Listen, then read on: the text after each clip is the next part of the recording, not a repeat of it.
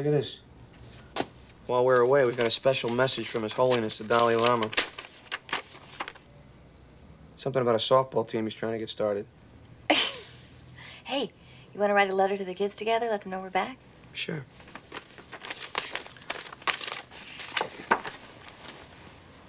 Dear Josh and Aaron. Oh, sure. You get the easy part. We're back. From Europe. That's not a sentence. It's a preposition in a continent. No, I crossed out your period and made a sentence. See?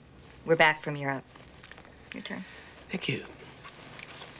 Exclamation point, comma, close parentheses, but I don't want to talk about grammar, colon, I want to make love to your mother. No, you didn't write that. Ben! What? I do. I want to. After we finish the letter. No, let's make love right now. We make love now, then we write the letter. Come on, we only had a couple of sentences to go. In Europe, you would have made love first. What's that supposed to mean? Nothing. That I'm not spontaneous? I'm not saying that. No, but that's what you were implying. I wasn't that implying in Europe anything. I would have made love, No, but here... No.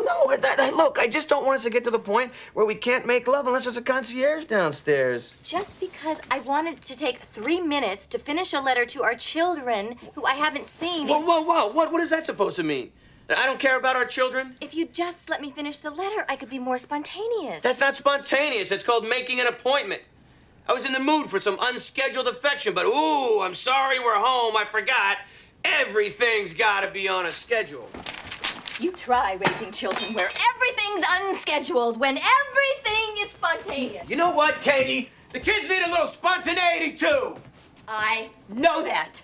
I am just sick and tired of always having to be the designated driver of this marriage. Ain't nobody designated you as anything. It's a role you gave yourself.